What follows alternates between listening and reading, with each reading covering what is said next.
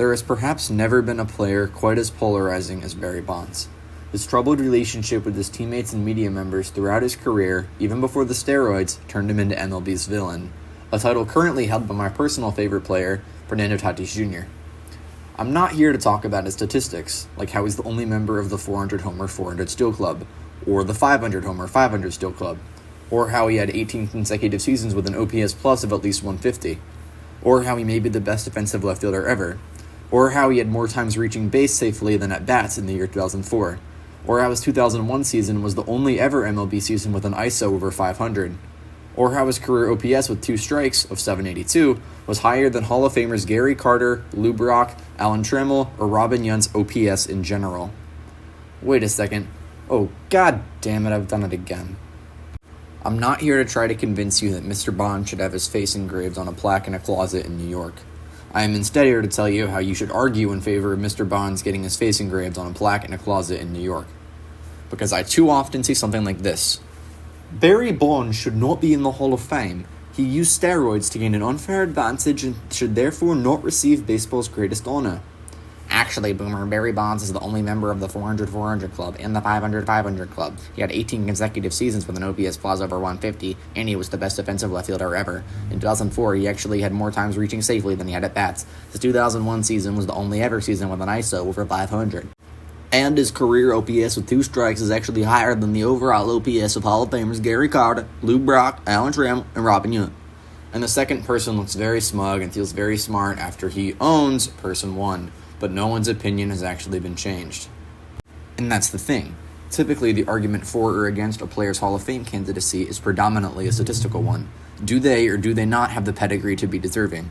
But despite how fun it can be to lift off some seemingly impossible Barry Bonds stats, I'm gonna let you in on a little secret. Just for you. No one has ever looked at a Barry Bonds baseball reference page, Fangraph page, or baseball card and have said, these statistics are just not adequate to be considered for the Hall of Fame. Using statistical arguments as an attempt to refute the steroid argument will never work. No one is keeping him out on the grounds that, well, I guess that Barry Bonds just wasn't good enough at baseball. Therefore, in order to actually convince anyone enough to change their minds, you must use one of 2 methods, possibly a third in the future, but we'll get to that.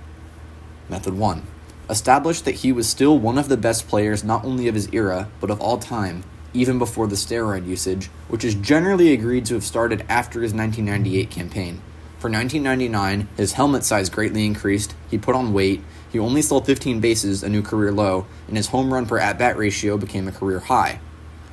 However, even if you disregard his entire career after 1998, Bonds would still be an Inner Circle Hall of Famer. He had 99.9 baseball reference WAR, almost 200 total zone runs above average in left field, 3 MVPs, 9 All-Stars, 8 Gold Gloves, 7 Silver Sluggers, an OPS over 950, an OPS plus over 160, would still be the only 400-400 player ever, and he would still be 4th on the all-time intentional bases on balls list with 289, despite only playing for 13 years. While I do somewhat like this argument, I don't think it would convince many people. Many players have been left out of Cooperstown for non-statistical reasons, with the most famous examples probably being Shoeless Joe Jackson and Pete Rose, as well as, of course, the steroid guys like McGwire, Sosa, Palmeiro, Clemens, Ramirez, and probably Sheffield.